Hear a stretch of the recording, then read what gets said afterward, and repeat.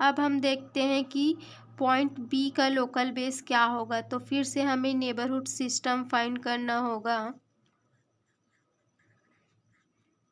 तो उसके लिए देखना होगा कि पॉइंट बी को कंटेन करने वाले कौन कौन से ओपन सेट है। तो हम देखते हैं कि पॉइंट बी को कंटेन करने वाले ओपन सेट हैं A B C D, A B E और एक्स।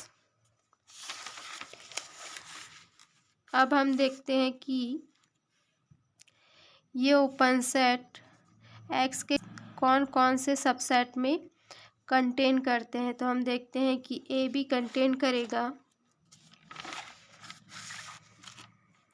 ए बी में, ए बी सी में, A B D, A B E, A B C D और एक्स में। और A B C D contain करेगा ए बी सी डी में और X में।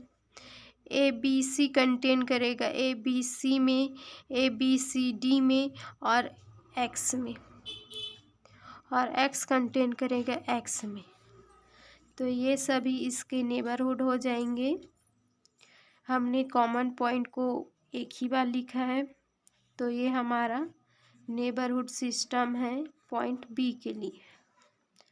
अब हम लोकल बेस फाइंड करते हैं। तो हम देखेंगे कि ऐसे कौन कौन से कलेक्शन बन रहे हैं जिसमें ऐसे नेबरहुड हैं जो उस पॉइंट के सभी नेबरहुड में कंटेन हो रहे हैं। तो हम देखते हैं कि अगर हम ए बी का कलेक्शन बनाते हैं तो देखते हैं कि ये पॉइंट बी के सभी नेबरहुड में कंटेन हो रहा है। इसका मतलब कि जो ए बी का कलेक्शन बनाएंगे वो लोकल बेस होगा पॉइंट बी के लिए।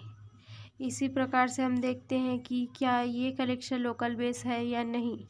तो देखते हैं कि ए बी इस कलेक्शन में है और हमने अभी चेक किया कि ए बी लोकल बेस है। इस कारण से ये कलेक्शन भी लोकल बेस होगा पॉइंट बी के लिए।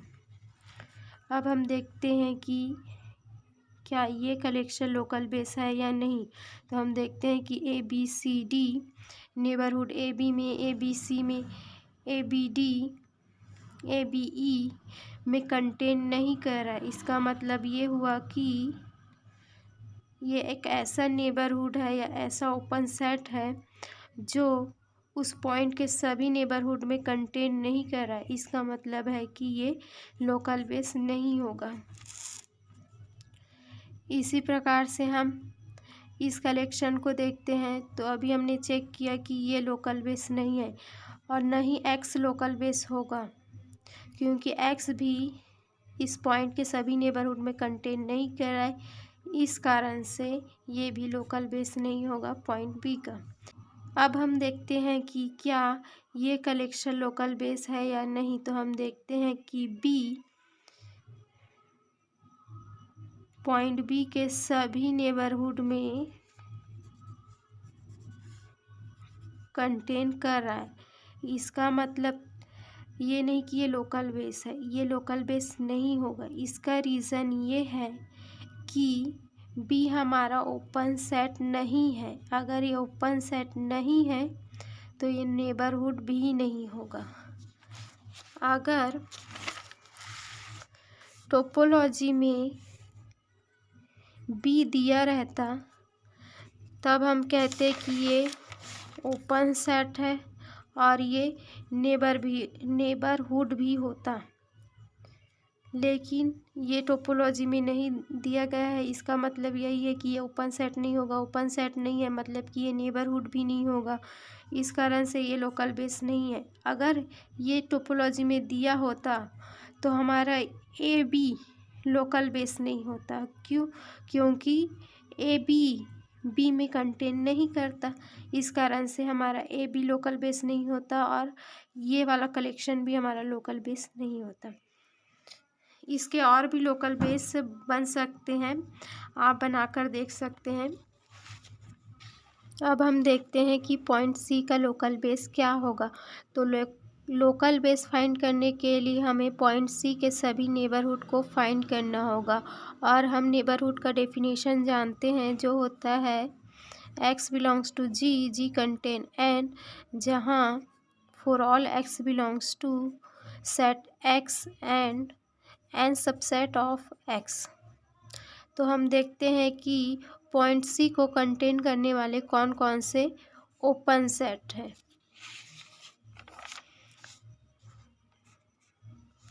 पॉइंट C को कंटेन करने वाले ओपन सेट है ACD, ABCD और X।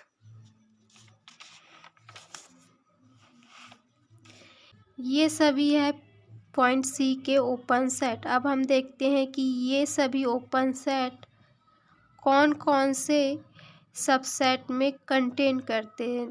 तो हम देखते हैं कि ACD में कंटेन करेगा, क्योंकि कोई भी सेट खुद का सबसेट होता है। और ACD कंटेन करेगा ABCD में और X में। इसी प्रकार से ओपन सेट ABCD कंटेन करेगा ABCD में और X में, और X कंटेन करेगा X में। तो ये सभी हमारे नेबरहुड हो जाएंगे पॉइंट C के, और इसको हम कहेंगे कि ये पॉइंट C के नेबरहुड सिस्टम है। अब हम फाइंड करते हैं कि पॉइंट C का लोकल बेस क्या है। तो लोकल बेस ऐसा कलेक्शन होता है जिसमें ऐसे नेबरहुड आते हैं जो इस नेबरहुड सिस्टम में कंटेन हो। तो हम देखते हैं कि ACD neighbourhood ACD, ABCD, X सभी नेबरहुड में कंटेन करें, मतलब कि जो ACD का कलेक्शन होगा वो लोकल बेस होगा पॉइंट C का। अब हम चेक करते हैं कि क्या ये कलेक्शन लोकल बेस है या नहीं। तो हम देखते हैं कि ABCD नेबरहुड ACD में कंटेन नहीं कर रहा, इसका मतलब कि ये लोकल बेस नहीं होगा। अब हम चेक करते हैं इस कलेक्शन को। तो हम देखते हैं कि इसमें नेबरहुड ACD है, और हमने पहले ही चेक कर लिया है कि ये लोकल बेस है, इस कारण से ये कलेक्शन भी लोकल बेस होगा पॉइंट C के लिए। अब हम इसको चेक करते हैं। तो हम देखते हैं कि ABCD नेबरहुड ACD में कंटेन नहीं करता, और X ACD में ABCD में कंटेन नहीं करता, इस कारण से ये कलेक्शन भी लोकल बेस नहीं होगा। इसके भी बहुत सारे लोकल बेस हो सकते हैं, जैसे B of C equals to हम ले सकते हैं ACD और ABCD और X का कलेक्शन। हम ये कलेक्शन भी ले सकते हैं ACD और X का। ये कलेक्शन भी लोकल बेस होगा, क्योंकि ACD नेबरहुड सिस्टम में कंटेन करता है। इसमें भी ACD नेबरहुड सिस्टम में कंटेन करता है, इस कारण से ये दोनों कलेक्शन भी लोकल बेस होंगे। अब हम पॉइंट D के लिए चेक करते हैं कि उसका लोकल बेस क्या होगा। तो फिर से हमें पॉइंट D की नेबरहुड की ज़रूरत पड़ेगी। तो हम पॉइंट D के नेबरहुड फाइंड करते हैं। तो नेबरहुड फाइंड करने के लिए हमें देखना होगा कि पॉइंट D को कौन कौन से ओपन सेट कंटेन करते हैं। तो पॉइंट D को कंटेन करते हैं ACD, ओपन सेट ABCD और X।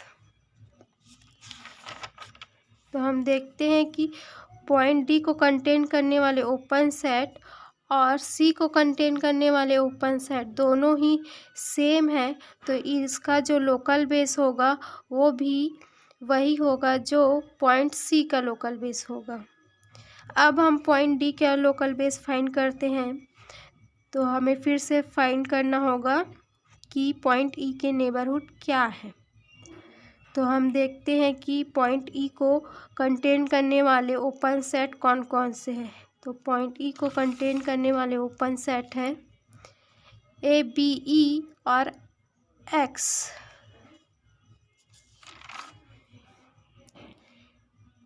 ABE और X। तो इसके नेबरहुड हो जाएंगे एक्स और ए बी ई। तो इसके लोकल बेस बनेंगे B of E equals to A B E, क्योंकि ए बी ई के नेबरहुड सिस्टम में कंटेन करते हैं। इसका एक और लोकल बेस बन सकता है जो होगा ए बी ई और सेट एक्स का कलेक्शन। तो ये दोनों पॉइंट ई के लोकल बेस होंगे। आई होप आज का टॉपिक आपको समझ आया होगा कि लोकल बेस क्या होता है, उसको कैसे फाइंड किया जाता है। तो आज की वीडियो के लिए बस इतना ही। Thank you.